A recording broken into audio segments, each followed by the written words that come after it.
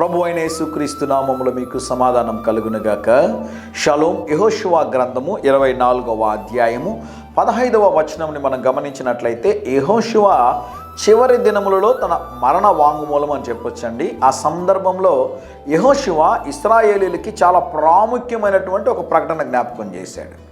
అయితే ఆ మాటని జ్ఞాపకం చేయడానికి గల అర్థం ఏంటి అంటే, మీరు ఈ దేవుణ్ణి విడిచిపెట్టినట్లయితే తిరిగి మీరు దాస గృహంలోనికి వెళ్ళిపోతారు, తిరిగి మీరు బానిస బ్రతుకులోనికి వెళ్ళిపోతారు, తిరిగి సమస్యలోనికి వెళ్ళిపోతారు, తిరిగి శత్రువులు మీ మీద జయాన్ని సాధిస్తారు. కనుక అటువంటి కీడు ఏది కలగకుండా ఉండాలి అంటే మీరు చేయాల్సిన కార్యం ఏంటి అంటే, నేను విడిచి వెళ్ళిపోతూ ఉన్నాను, అయితే దేవుడు మీకు తోడై ఉండి సహాయం చేయాలంటే ఓ ఇశ్రాయేలీయులారా మీరు ఈ కార్యం చేయాలంటాడు. ఆ మాటను మీకు ఉదయకాల సమయంలో జ్ఞాపకం చేస్తున్నాను.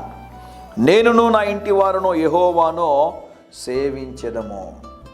నేనును నా ఇంటి వారు ఎవరిని సేవిస్తాము అంటే, నేనును నా ఇంటి వారు ఎవరిని పూజిస్తాము అంటే, నది అవతల అనగా ఐగుప్తు దేశములో నుండి ఎర్ర సముద్రమును 2 పాయలుగా చేసి మన్నాను కురిపించి సూర్యచంద్రులను ఆపి మాకు సహాయము చేసి వాగ్దాన భూమిలోనికి నడిపించిన ఆ దేవుణ్ణి నేను మాత్రమే కాదు, నేనును నా ఇంటి వారందరము ఆ దేవుణ్ణి సేవించదము, ఆ దేవుణ్ణి పూజించదము, ఆ దేవుణ్ణి గణపరచదము, ఆ దేవుణ్ణి విడిచిపెట్టము. అయితే మీకు ముందు ఈ మాటలు ఉంచుచున్నాను, మీరు ఎవరిని సేవిస్తారో మీ ఇష్టం. అయితే నేను నా కుటుంబం మటుకు మమ్మల్ని నిత్యము నడిపించిన ఆ దేవుని స్తుతిస్తామని ఒక అద్భుత మాట జ్ఞాపకం చేస్తున్నాడు.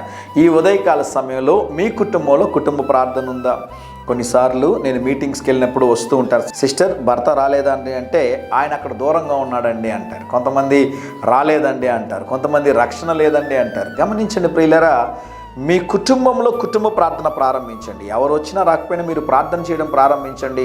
కొద్ది కాలంలోనే కుటుంబం అంతా కూడా వచ్చి మీతో పాటు ఏకీభవిస్తారని దేవుని సేవకుడుగా నేను జ్ఞాపకం చేస్తున్నాను. కుటుంబంలో ఇంకా రక్షణ అనుభవం లేని వారు ఉంటే వారి కొరకు మీరు భారముగా ప్రార్థన చేయాలి. ఇది చాలా సీరియస్ ఇష్యూ అండి. కుటుంబంలో ఎవరికైనా రక్షణ అనుభవం లేదు అంటే సాతాను ఏ సమయంలో అయినా వారిని చంపేస్తాడు, జాగ్రత్త.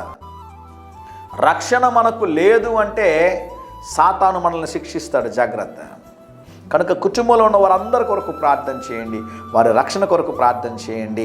దేవుడు మీకును మీ కుటుంబమునకును దేవదూతల కాపుదల్లో ఉంచి సిలువ రక్తం చేత అగ్ని కంచెన వేసి కుటుంబం అంతటిని రక్షణ అనుభవంలోనికి నడిపించునుగాక. ధైర్యంగా ఈ దినాన్ని ఎదుర్కోండి.